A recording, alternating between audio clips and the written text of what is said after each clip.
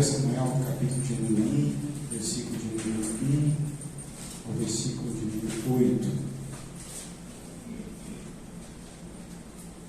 Havia certo homem de Ramataim, Zofita, dos montes de Efraim, chamado Eucana, filho de Jeroão, neto de Eliú e bisneto de Toum, filho do Efraimita Zofri. Ele tinha duas mulheres, uma se chamava Ana e a outra Penina.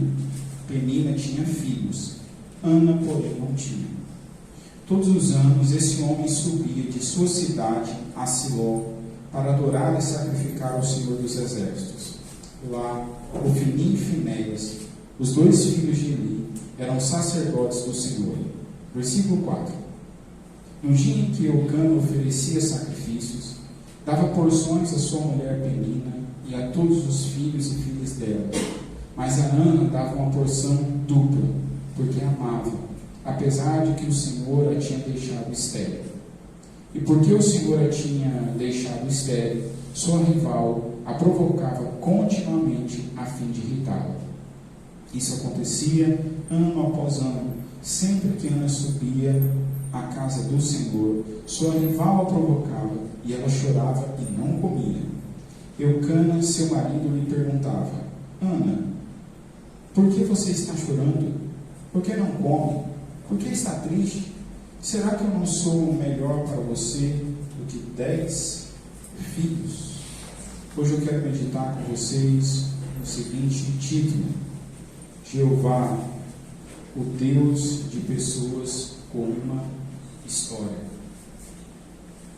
A partir desse domingo nós iremos nos debruçar em 1 Samuel. Essa é a nossa nova série. Nós pretendemos tratar de 1 Samuel domingo após domingo, até que nós consigamos expor todo o livro de 1 Samuel. Esse precioso livro das Escrituras nos trará um aprendizado importante sobre a história de Israel e, mais especificamente, sobre um período de transição na história desse povo, além de nos proporcionar lições importantes para o nosso relacionamento com o Senhor. O livro de Samuel está diretamente ligado com o livro de Juízes.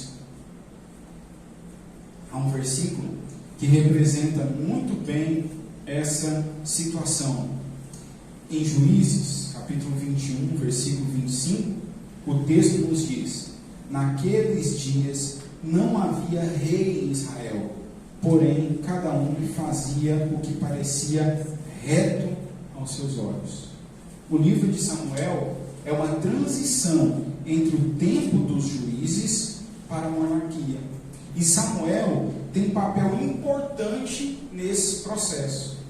Como nós veremos no decorrer desses estudos, os juízes eram homens levantados por Deus com o propósito não apenas de liderar militarmente, como também de julgar as causas cotidianas das pessoas.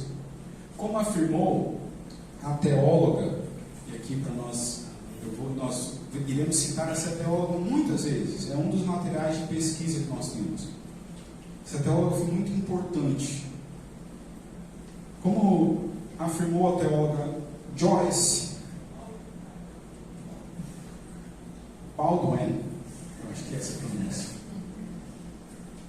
abre aspas, os juízes haviam sido líderes tanto militares como judiciais, eficazes numa emergência, mas limitados por suas fronteiras geográficas e pela natureza do seu cargo, pois não nomeavam seus sucessores. Em épocas de incerteza, por causa da pressão de agressores externos, Israel sentia a necessidade de um líder que unisse as tribos, que tivesse um exército fixo, um exército eficiente, e estivesse à altura daqueles que conduziam seus inimigos à vitória. Fecha aspas. Por ser um livro histórico, 1 Samuel começa contando a história do nascimento de Samuel. Nada mais justo, visto que o livro leva o nome dele. ser um dos principais personagens nesse momento histórico. E a história começa assim: havia certo homem de Ramataim, Zufita, dos montes de Efraim, chamado Eucana, filho de Jeroão, neto de Eliú e bisneto de Tou, filho do efraimita Zufi. Ao citar tantas informações sobre o pai de Samuel, nós podemos conjecturar que esse homem tinha alguma influência na sociedade que ele estava inserido. Seu nome era Eucana, que significa criado ou adquirido por Deus. Para os israelitas, o significado dos nomes era muito importante. Em nossa cultura, nós escolhemos os nomes dos nossos filhos por inúmeros motivos. Porém, para os israelitas, o nome estava ligado principalmente à circunstância do nascimento daquela criança. Esse homem morava numa cidade chamada Ramataim e era Zufita, dos montes de Efraim. Essas informações são apresentadas para distinguir quem era esse homem e onde ele vivia, ou de onde ele era. Deixe-me dar um exemplo interessante. Nessa comunidade que nós estamos inseridos, né, nessa comunidade de fé, nós temos duas irmãs chamadas Daiane. E por incrível que pareça, o sobrenome das duas é Gomes. Então, ou é Souza. Então, eu salvei o contato da Daiane, que é esposa do irmão Assis, justamente assim: Daiane do Assis. Eu não quero dizer que ela pertence ao Assis, mas que essa Daiane é a que é casada com o Assis. Eu poderia ter salvo como Daiane do Planalto Calcaia. Da mesma forma, existe um registro de Eucana. Eucana é de Ramataim. É uma especificação que distingue ele de outros Eucanas. Porém, o escritor acrescenta que esse personagem que ele está falando, além de ser de Ramataim, era Zufita. Isso porque existiam outras cidades com o mesmo nome, Ramataim. Um exemplo bem pertinente para nós que moramos no Ceará é que diversas pessoas confundem um bairro de Fortaleza chamado Varjota da cidade do interior chamada Varjota. Assim fica bem claro porque o autor coloca essa característica a mais. O autor, ele quer deixar claro para as pessoas que vão ler o livro que ele está falando de Eucana, de Ramataim, Zufita. O autor também acrescenta a genealogia desse homem até a 4ª geração. Nós não sabemos nada das pessoas citadas nesse versículo. Mas ao decidir colocar essa informação, o autor provavelmente tem a intenção de demonstrar que Eucana era um homem importante na sociedade e que os seus parentes tinham alguma importância. Existe, inclusive, uma grande possibilidade de Eucana ser um levita. Mas como explicar a expressão efraimita no versículo 1? E aqui vale um adendo importante. Levitas são os pertencentes à tribo de Levi. Músicos na igreja hoje são músicos e não levitas, a não ser que tenham a capacidade de levitar. Efraimitas eram pertencentes à tribo de Efraim. Dessa forma, em se tratando de tribos, não tinha como ser efraimita e levita ao mesmo tempo. Então voltamos à pergunta: como Eucana pode ser levita se o texto diz que o seu bisavô era filho de Zufê, efraimita? A resposta para essa questão está no fato de que a cidade de Belém também era chamada de Efratá. Assim, efraimita pode se referir ao membro pertencente à tribo de Efraim, mas também como um morador de Belém. Além disso, para corroborar essa possibilidade de Eucana ser levita, em 1 Crônicas capítulo 6, versículo 33 ao 34, nós encontramos Samuel sendo contado dentre um dos levitas. O autor acrescenta que esse homem tinha 2 mulheres. Versículo 2 diz: ele tinha 2 mulheres. Uma se chamava Ana e outra Penina. Penina tinha filhos. Ana, porém, não tinha. Embora a poligamia fosse uma prática entre os israelitas, ela nunca foi aprovada por Deus. Como nós fomos informados em Gênesis capítulo 2, versículo 24, o casamento deve ser monogâmico. Um dos motivos que levava à poligamia, além do pecado do coração humano, era a esterilidade. Porém, como vemos em várias passagens bíblicas, essa prática sempre trouxe problemas familiares terríveis, como ainda nós vemos hoje. Se ter uma sogra é difícil, imagina 2 sogras. Esse homem tinha 2 sogras, 2 esposas. Portanto, Eucana era casado com 2 mulheres. Uma se chamava Ana, que significa graça, que significa presente gracioso.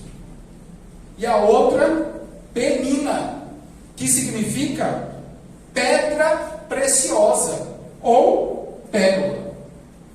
O versículo ainda nos informa que Penina gerava filhos, mas Ana não. O versículo 3 diz o seguinte: todos os anos esse homem subia de sua cidade a Siló para adorar e sacrificar ao Senhor dos Exércitos. Lá, Ofni e Finéias, os 2 filhos de Eli, eram sacerdotes do Senhor. O escritor continua a trazer informações importantes que formam o pano de fundo para o nascimento do primeiro grande personagem desse livro, Samuel. Ele está montando uma história. Ele está montando um quebra-cabeça. Ele está montando uma peça de teatro. Ele está montando a informação que ele quer trazer. Não sabemos se Eucana levava a sua família para alguma festa judaica específica, ou se era uma prática tradicional de sua família. O que salta aos nossos olhos é o fato de que esse autor fez questão de deixar algumas informações sobre esse evento. A primeira informação é que esse evento era muito importante para Eucana e sua família. Todo ano, diz o texto, não era um ano sim e um ano não, não era de 4 em 4 anos, todo ano ele ia até Siló. Ele precisava se preparar para isso. Como nós vemos no versículo 4 e 5, que dizem que Eucana dava porções para as ofertas de suas esposas e filhos. Aqui temos uma lição importante.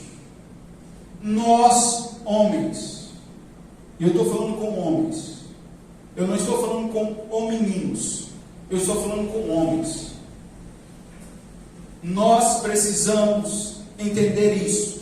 Deus nos chamou para sermos homens.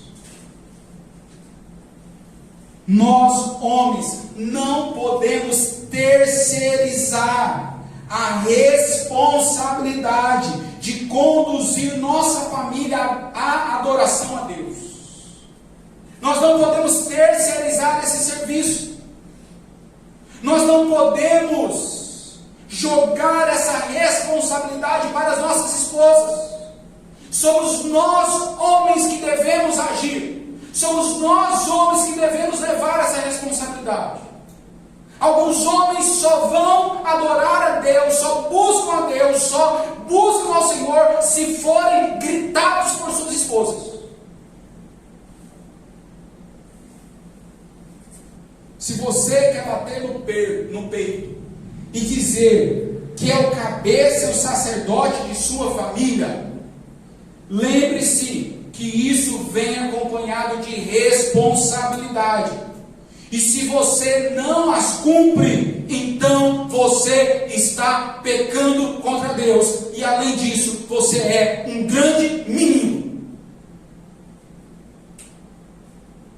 Homens, assumem a responsabilidade. Homens, chamam o peso para cima de si. A segunda informação importante é que Eucana não media esforços para estar em Siló. A caminhada era de 25 a 30 quilômetros, mas todos os anos ele estava lá. Essa informação, além de nos fazer refletir sobre se temos de fato nos esforçado para estar na casa de Deus, nos lembra que o templo ainda não havia sido construído. É sobre o tabernáculo que está sendo falado aqui. O versículo 3 ainda nos informa que eles iam adorar e sacrificar ao Senhor dos Exércitos. A expressão Senhor dos Exércitos nos mostra que o escritor tinha a compreensão que o Senhor governava os anjos e os homens. E talvez fosse uma maneira de o autor expressar que Israel não precisava de outra liderança a não ser a liderança do Senhor dos Exércitos. Ele quer deixar também claro quem eles iam adorar. Aqui nós precisamos entender o seguinte: nós precisamos adorar o Deus certo, mas nós precisamos adorar o Deus certo da maneira certa. Não é uma questão de adorar a Deus. Ou você nunca ouviu aquela frase? Todos nós adoramos a Deus. Todos nós servimos a Deus. Não é uma questão de servirmos ou adorarmos o mesmo Deus. A grande questão é servirmos e adorarmos a Deus da maneira que Deus deseja. O autor nos diz que eles vão adorar o Senhor dos Exércitos. Mas o escritor acrescenta que em Siló haviam 2 sacerdotes. Um chamava Ofni e outro Finéias. Os 2 filhos de Eli. Os 2 filhos de Eli serviam ao Senhor. Nesse momento, somente nos é apresentada essa informação. Nos próximos capítulos, nós saberemos como era o proceder desses 2 homens, Ofni e Finéias. No momento, basta sabermos que o sacerdócio era passado de pai para filho, e questões como caráter, questões morais, não eram levadas em conta, até que Deus agisse com seu juízo. Mas o texto prossegue. No versículo 4 e 5 nos diz o seguinte: no dia em que Eucana oferecia sacrifício, dava porções à sua mulher Penina e a todos os filhos e filhas dela.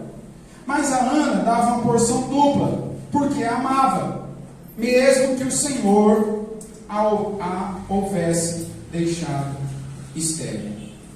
O escritor passa a relatar como era esse momento em Siló.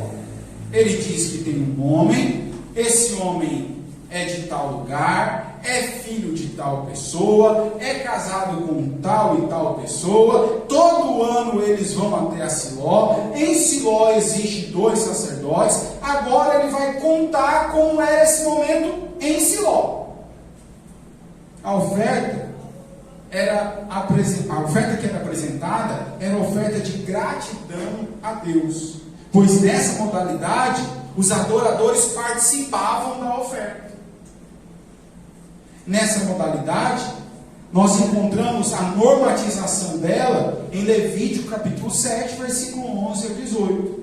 Uma parte do animal era oferecida a Deus e o restante era comido, consumido pelos adoradores, em um despretensioso culto de comunhão.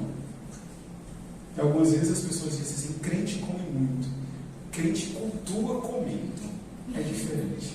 Nós não comemos muito, nós cultuamos a Deus comendo com os irmãos. Eucana dava uma parte dobrada a Ana. Não era uma questão de favoritismo, mas de amor. E isso é ressaltado quando essa informação é acompanhada de uma outra informação. Ana era estéril. A esterilidade era vista com maus olhos pela sociedade nos tempos bíblicos. A mulher que não gerava filhos era oprimida pela sociedade e a sua função parece que era anulada. Ela não tinha outra função mais.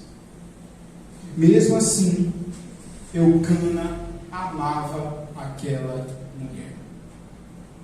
Irmãos, que pancada na face de nós, os homens. Que murro na nossa cara. Que voadora bem dada nos nossos peitos. Ana não dava filhos.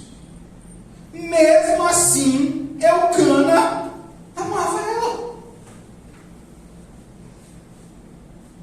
Os homens nessa noite deveriam aprender essa lição. Amor não tem nada a ver com perfeição, mas com a capacidade de amar para além daquilo que julgamos ser um defeito em nossas esposas. Amar não tem nada a ver, vou repetir essa frase. Amar ou amor não tem nada a ver com perfeição, mas com a capacidade de amar para além daquilo que julgamos ser um defeito. Porque às vezes nós julgamos que é um defeito, mas não é. Outro ponto interessante é que a esterilidade de Ana tinha uma causa. E o escritor deixa claro que a causa era a vontade de Deus. É fácil aceitarmos a vontade de Deus quando ela é boa aos nossos olhos. Difícil mesmo é aceitá-la quando ela é contrária ao que queremos ou achamos que é bom. Quando a vontade de Deus concorda com aquilo que nós entendemos ser certo e bom para nós, é boa. Quando vai ao encontro daquilo que nós queremos, já não é tão boa. Um emprego que não vem, um aumento que não chega, uma seleção ou um concurso que não somos aprovados. É difícil aceitar que esses nãos sejam vontade de Deus. Mas talvez, se nós olhássemos as coisas pela ótica divina, perceberíamos que por mais que essas coisas pareçam ser boas, no final elas talvez não sejam. Talvez seja um motivo de nos orgulharmos. Talvez seja um motivo de nos afastarmos de Deus. E é justamente o que Ele não deseja. Se conseguirmos ver que Deus tem algo melhor e que esse melhor serve para a glória dele, se conseguíssemos ver que Deus não pode nos favorecer na hora que queremos, mas na hora que o nome dele será glorificado, se conseguíssemos olhar para os nãos de Deus e perceber que ele continua no controle, então nós viveríamos mais satisfeitos com aquilo que ele nos proporciona. Porém, a esterilidade de Ana acarretava uma cena constrangedora, ano após ano. No versículo de número 6, diz assim o texto: e porque o Senhor a tinha deixado estéril, sua rival a provocava continuamente a fim de irritá-la. Versículo 7: isso acontecia ano após ano, sempre que Ana subia à casa do Senhor, sua rival a provocava e ela chorava e não comia. Como vimos, essa oferta era de gratidão, era uma oferta pacífica. Havia um momento de saborear dessa oferta. E era esse momento em que Penina escolhia para irritar a Ana. Não havia essa necessidade. Ana já sofria o isolamento natural por não ter filhos. Você já conheceu pessoas que elas não precisam ferir a outra porque a outra já está ferida, mas elas fazem questão de ferir? Penina era desse tipo. Ana já estava no isolamento. Imagine a cena: mesa cheia, todos reunidos, barulho de menino, barulho de criança, Penina cuidando de seus filhos e Ana no canto. Não há o que fazer. Ana não tem o que fazer. Não tem menino. Embora seu marido a ame, ela sente que falta algo nesse momento para completá-la. E ainda por cima, ela tem que ouvir a chacota de Penina. A expressão usada para essa ação de Penina, ela nos dá a ideia que era uma ação que levava Ana a chorar de raiva. Tu já chorou de raiva? Já. É um choro ruim, não é? Ana chorava de raiva. A amargura dela era tão grande que ela não queria nem comer.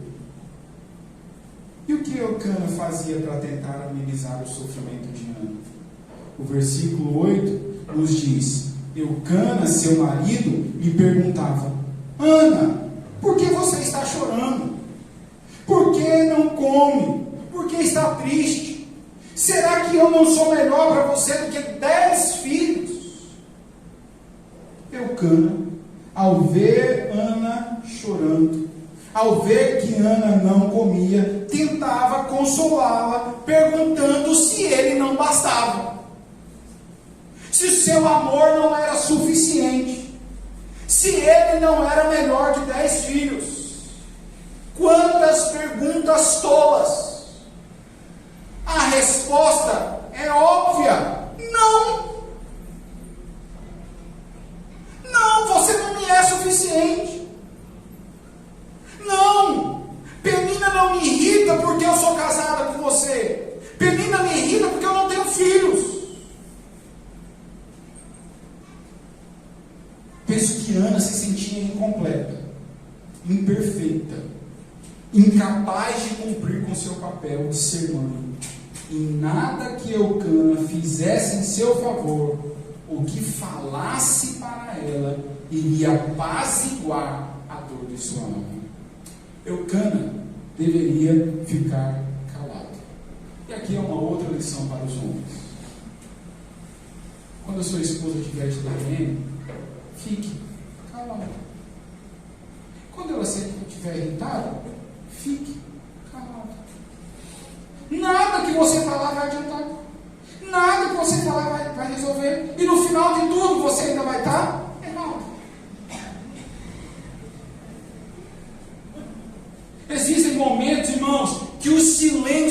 é a melhor coisa a se fazer: se calar. Não há nada melhor do que se calar. Nesses primeiros 8 versículos, vimos a introdução de um novo momento histórico em Israel, que culminará com o surgimento da monarquia. Esses primeiros versículos começam a contar a história de pessoas.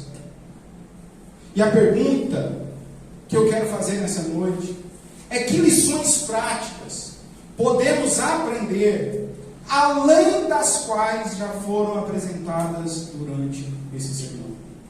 A primeira lição que nós podemos aprender é a seguinte: Jeová é o Deus de pessoas com uma história familiar. Jeová é o Deus de pessoas com uma história familiar. Vimos que a genealogia de Eucana vai até a 4ª geração. Ou seja, ele tinha um histórico familiar. Desconsiderar as vivências familiares das pessoas é um erro que pode nos prejudicar em nossa leitura de qualquer situação. Há no Instagram um cidadão que faz a seguinte pergunta para as pessoas com carros caríssimos. Ele diz: como faço para ter um desses um dia? O Instagram dele é como eu faço. Esses dias, uma pessoa respondeu: ser herdeiro. Foi sincero. Você vê como que não tem como desconsiderar o contexto familiar. Esse cara não precisou trabalhar, esse cara não precisou empreender, esse cara não precisou estudar, ele precisou nascer. Outro dia, eu fui na barbearia raspar minha cabeça, não cortar o cabelo, e ouvi uma pessoa sentada. E nos últimos anos, irmãos, a internet deu voz aos idiotas. E os papagaios de pirata repetem as informações sem pensar no que eles estão dizendo. E lá estava eu ouvindo. E aí esse cara dizia que o problema da educação brasileira eram os professores doutrinadores. Eu fiquei ouvindo. E aí o barbeiro falou assim: o pastor é professor também.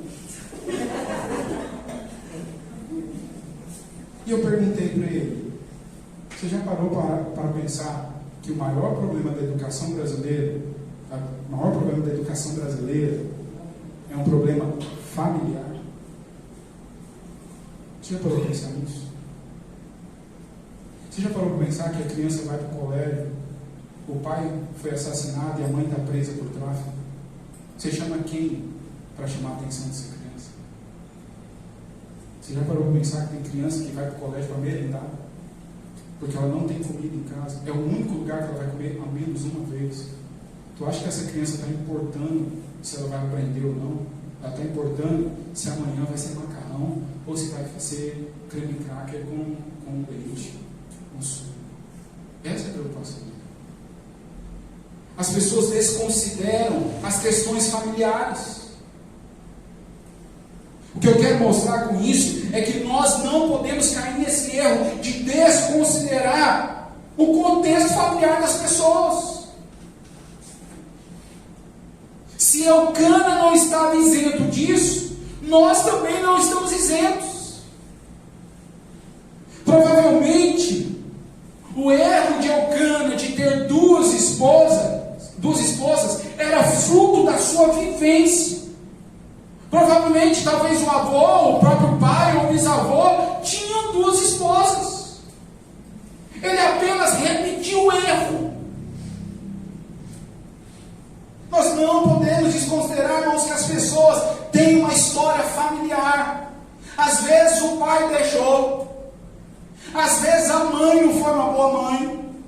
Às vezes ele não conseguiu ver no pai carinho com a mãe.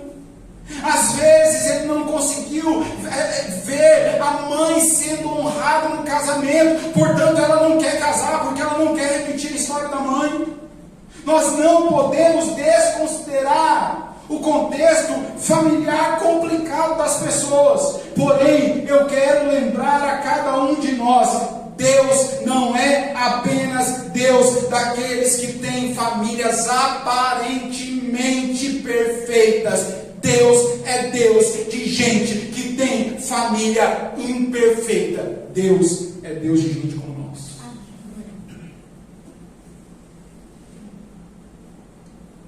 Jeová é o Deus de pessoas com uma história familiar.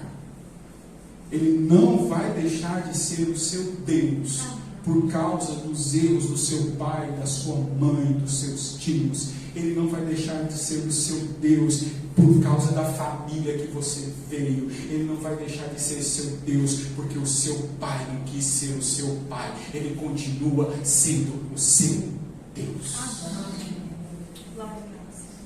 Mas é uma segunda verdade.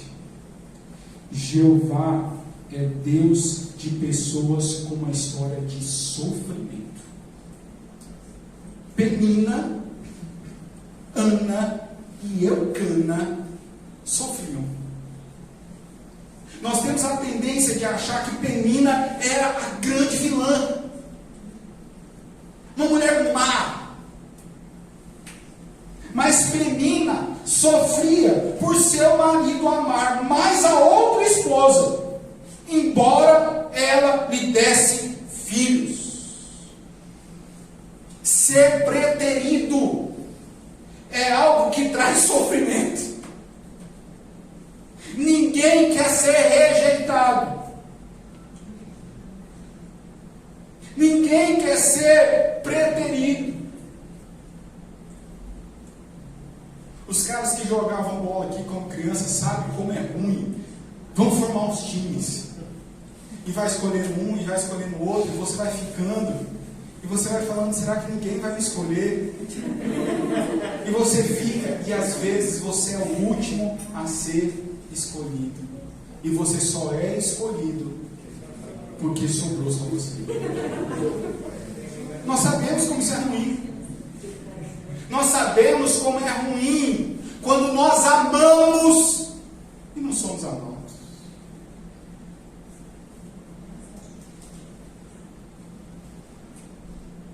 Ninguém quer ser rejeitado.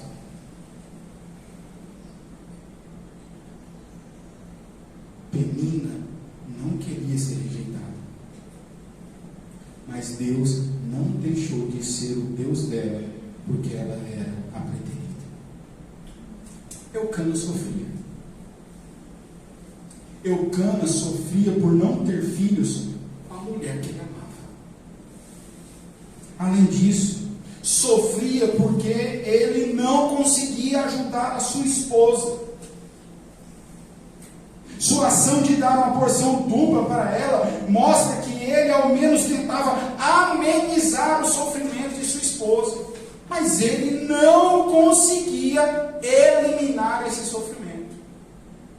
Não conseguir ajudar as pessoas que amamos é algo que produz sofrimento. Mas mesmo quando não conseguimos ajudar quem amamos, Deus continua a ser o nosso Deus e o Deus de quem nós não conseguimos ajudar. Ana sofria. Ana sofria pois não conseguia ser mãe. E sofria porque a sua rival zombava de seu sofrimento. Não atingir o que desejamos e ainda sofremos a zombaria é algo que nos martiriza. Você já tentou ser aprovado em alguma coisa e não conseguir, e ainda ouvir a chacota de alguma pessoa? Você já ouviu que ela fala assim: eu sabia que você não ia conseguir, eu sabia que você não dava para o negócio.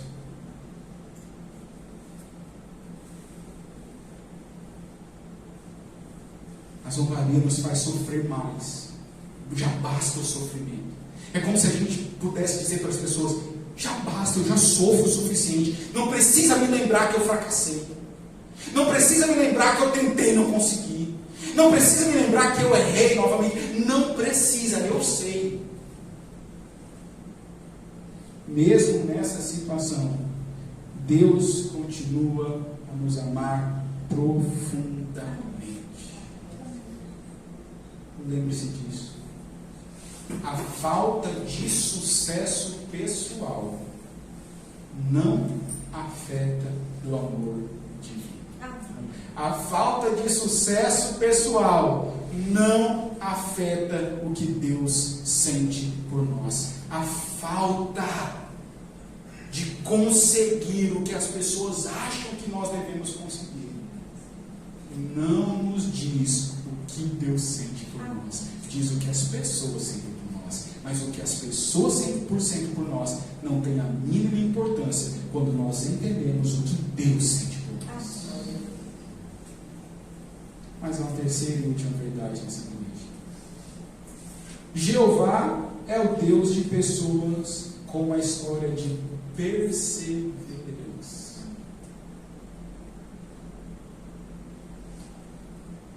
Penina sofria, Eucana sofria, Ana sofria, mas mesmo com as suas lutas, eles subiam ano após ano para adorar. Eles se preparavam e caminhavam até Siló. Eu não sei te dizer se Penina fazia isso de coração. Eu nem tenho como julgar isso. E talvez seria muito precipitado de nossa parte julgar toda a espiritualidade daquela mulher apenas por um trecho que fala sobre ela. Nós somos rápidos para julgar a espiritualidade dos outros. Nós somos rápidos para julgar a vida dos outros a partir de um erro que a pessoa comete, mesmo que esse erro seja recorrente. Precisamos lembrar que ela era uma mulher preterida, rejeitada, mas mesmo assim ela subia para adorar. Mesmo com a dor de não ter um filho da sua mulher amada, Eucana ia adorar. E o que falar de Ana? Ano após ano ela estava lá, mesmo tendo a consciência do que iria acontecer, mesmo tendo a consciência que ela mais uma vez enfrentaria a zombaria de sua rival, mesmo sabendo o seguinte: ano passado foi a mesma coisa, o ano atrasado foi igual, todo ano eu sofro a mesma coisa, mesmo sabendo que ela se sentaria para comer e ela se sentiria incompleta, isolada, solitária, mesmo sabendo que Deus não havia respondido a oração dela. Mais um ano ela passou orando, mais um ano ela passou clamando, mais um ano ela esperou, mês a mês ela esperou os sinais da gravidez, mês a mês os sinais não vieram, mês a mês ela esperou que a menstruação dela não viria, então ela falaria: opa, Deus ouviu minha oração. Mês a mês ela não viu essa oração ser respondida, e todo ano ela subia para adorar. Deus é Deus de pessoas que perseveram, mesmo quando tudo está dando errado. Deus é Deus daqueles que não desanimam. Deus é Deus daqueles que colocam a mão no arado e não abandonam o arado. Deus é Deus daqueles que começam e terminam a história. Deus é Deus, irmãos, daqueles que não desistem. Deus é Deus daqueles que insistem. Deus é Deus daqueles que, mesmo com a zombaria do povo, mesmo dizendo não vai conseguir, mesmo ouvindo que não vai dar certo, mesmo ouvindo as pessoas dizendo aqui não é o lugar, mesmo ouvindo as pessoas dizendo aqui não dá nada, mesmo ouvindo as pessoas dizendo você vai fracassar, eles perseveram.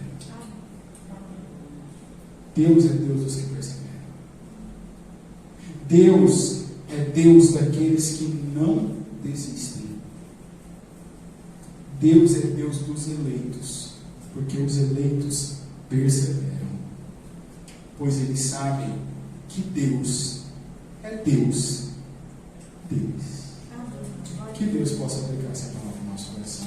Vamos ficar em pé, vamos orar ao Senhor.